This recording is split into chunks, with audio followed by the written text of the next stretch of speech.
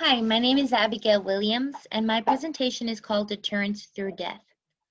I'm going to, in this presentation, be looking at the relationship between the concept of deterrence and the death penalty, and also be looking at how the classical theorists view the death penalty, and how that view fit into their theories. So, in this presentation, I will look over the history of the death penalty, and also will be specifically focusing on the Bloody Coats, which was a very important moment in criminology.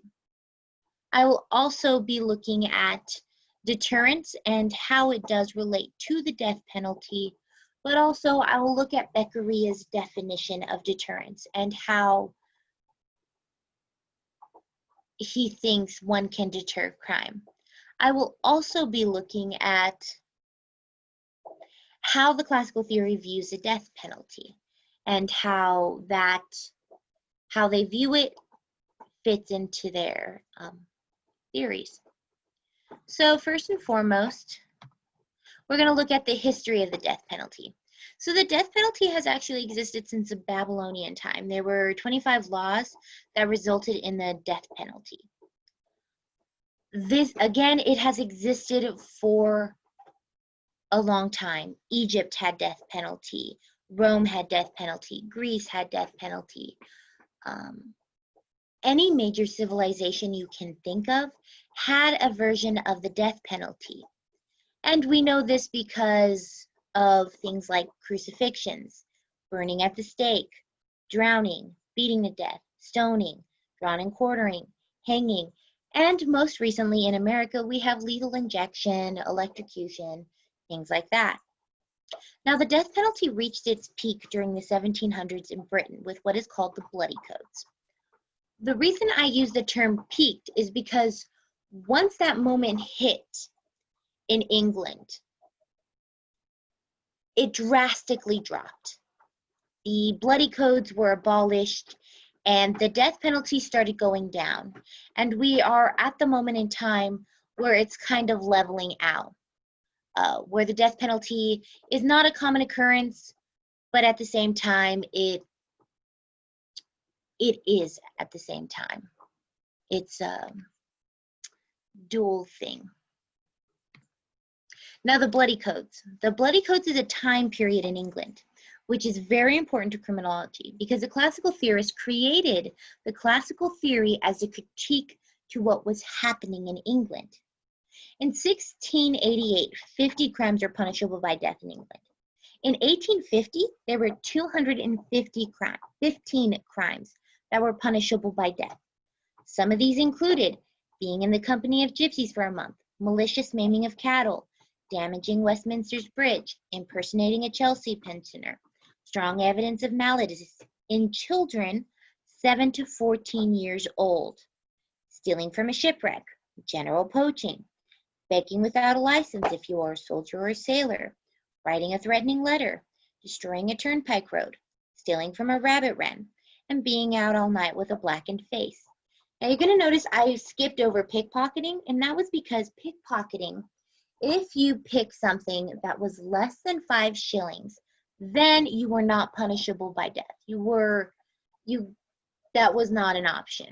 But if you pickpocketed something that was more than 5 shillings, then you were eligible for the death penalty. But one that is not mentioned here is the fact that if you cut down a tree without the proper approval, you could potentially receive the death penalty. Now, it is important to note that many people that were charged with these crimes that were punishable by death were not actually put to death. And this was because the judge and the jury and witnesses didn't think the crime was worth the punishment. So there are many instances where the jury decided not to convict, or the judge decided not to convict, or even that witnesses changed their stories last minute. So if they were asked, this person was said to have stolen 5 shillings from you, they would have responded with, oh, they didn't steal 5, they stole something along the lines of 4.95.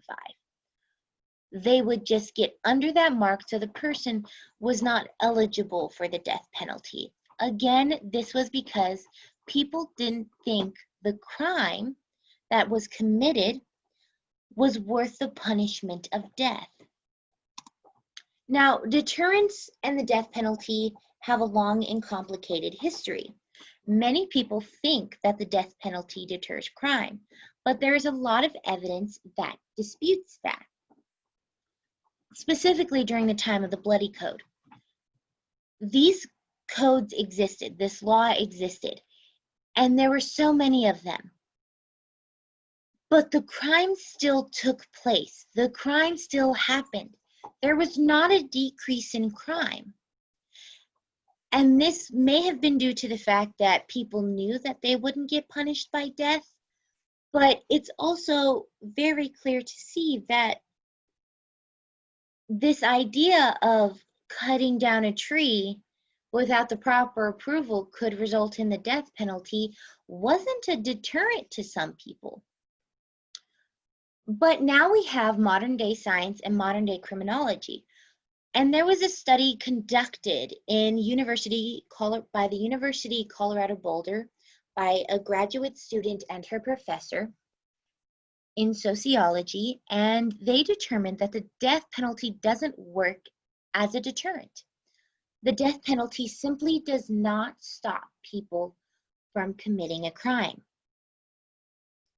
Now, we know through studies that the death penalty doesn't deter crime, but Beccaria, the founder of the classical theory, had an idea as to what could deter crime, and that was everyone needs to know the law. If you know the law, then you are less likely to break the law. For example, say you don't know jaywalking's a crime, so you just cross the street, and you do that every single morning. You don't know it's illegal, so you continue to do it. But if you are given that same instance where you know it's illegal to jaywalk, you might be less likely to do it because you don't want to be caught jaywalking. So on to the last point, classical theory and the death penalty. Now, almost every classical theorist agrees that the death penalty is a no-go. The death penalty should not be a thing. In fact, Beccaria and some other theorists say the death penalty is In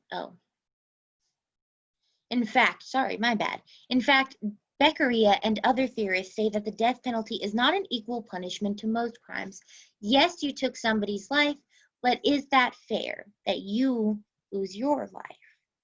Yes, you stole from this person, but is it fair that you end up dead? In fact, they used a term that many of us know, and they called it cruel and unusual punishment. That is why the death penalty is something that should never happen, why it's a no-go. Now, I did say almost every classical theorist. Beccaria, in some writings, states that he thinks it's okay for one crime in particular for the death penalty, and that is treason against the state. And the only reason he states this is if you were to look at his definition of crime. To him, crime is not you committing a harmful action against somebody. It is you breaking a social contract. And by you breaking that social contract, you not only put yourself and the individual you hurt at risk, you put everyone in the community at risk. So if you commit treason against the state, you are not just breaking a social contract with the state.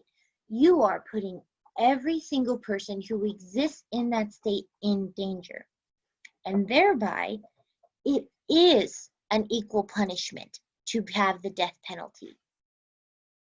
But again, it was a rare occasion and he only briefly wrote on it. So, in conclusion, we went over the history of the death penalty, we went over how the death penalty does not deter crime, and we also saw how classical theorists view the death penalty as something that is to abolish because it is cruel and unusual. And also, I will be posting this presentation inside the I will be posting it. So if you do want to read that study that states that the death penalty does not deter crime, I actually did a hyperlink of the study here, so you can click on it and you can read it if you want. Also added a couple of memes. Thank you, and I hope you have a great day.